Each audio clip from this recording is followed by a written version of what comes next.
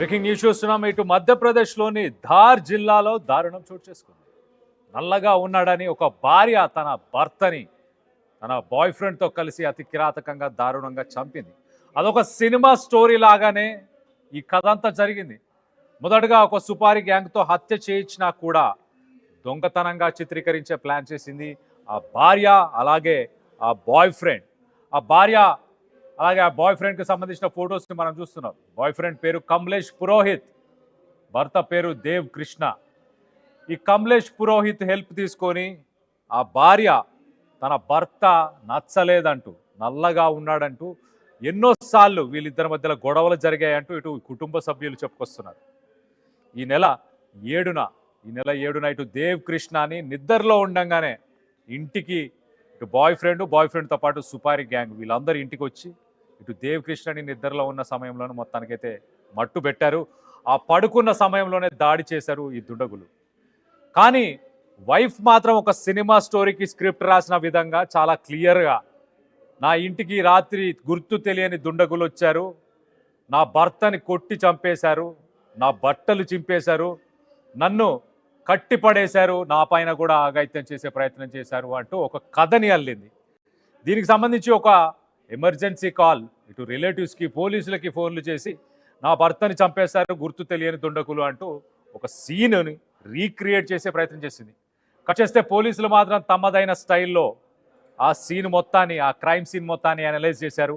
At the same time ఆ అమ్మాయి ఎవరెవరితో ఫోన్లు మాట్లాడింది, ఆ ఫోన్ కాల్ కన్వర్సేషన్స్, ఆ టైమింగ్స్ అన్నీ కూడా ఆ డేటాని బయటికి తీసిన తర్వాత ఆయమ ముసలి కన్నీళ్లు కార్చిందన్న విషయం అప్పుడు బయటపడింది.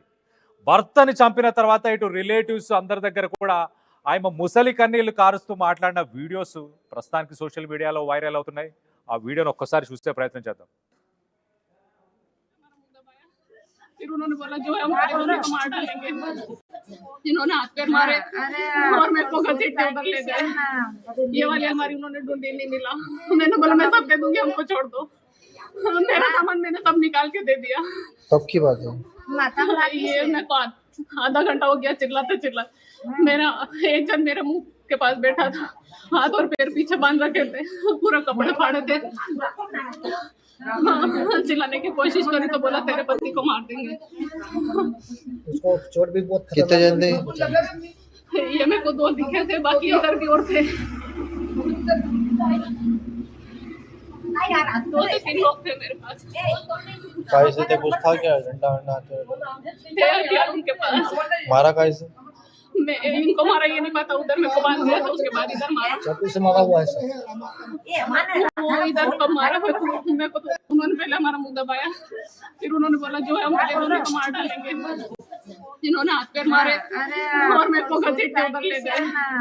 ये वाली हमारी उन्होंने ढूंढी, नहीं मिली। రైట్, భర్తని బాయ్ ఫ్రెండ్తో చంపిన తర్వాత తను ఏడ్చుకుంటూ ముసలి కన్నీళ్లు కారుస్తూ మాట్లాడిన మాటలు అవన్నీ దాంట్లో చాలా క్లియర్గా ఏం చెప్తుంది, గుర్తు తెలియని దుండగులు ఇంట్లోకి వచ్చారు, ముందుగా ఇద్దరిని కట్టే ప్రయత్నం చేశారు, నేను కొంచెం పారిపోయే ప్రయత్నం చేశా, కానీ నన్ను కూడా కట్టిపరేశారు, నా భర్తని నా కళ్ళ ముందే కొట్టి చంపే ప్రయత్నం చేశారు, నా దగ్గర నగలు డబ్బులు అన్నీ కూడా తీసేసుకున్నారు, అయినా కూడా నా భర్తని వదిలిపెట్టలేదు అంటూ ముసలి కన్నీళ్లు కారుస్తూ ఒక సీన్ క్రియేట్ చేస్తుంది, ఒక సినిమా కథని రాసే ప్రయత్నం చేసింది. పోలీసులు మాత్రం ఊరుకోలేదు, తగిన ఇంట్రాగేషన్ చేసినట్టు తెలుస్తుంది. దీనికి సంబంధించి మరింత అప్డేట్ తీసుకునే ప్రయత్నం చేద్దాం. ప్రస్తుతానికి అరెస్ట్ చేశారా ఏంటి లేటెస్ట్ అప్డేట్? మా ప్రతినిధి మధు ఉన్నారు, మధుతో మాట్లాడి తెలుసుకునే ప్రయత్నం చేద్దాం. మధు, చెప్పండి, ఏంటి ప్రస్తుతానికి ఆ భార్యని అరెస్ట్ చేశారా? కేసు నమోదైందా? అసలు ఎలా బయటపడినాయి ఈ విషయాలన్నీ?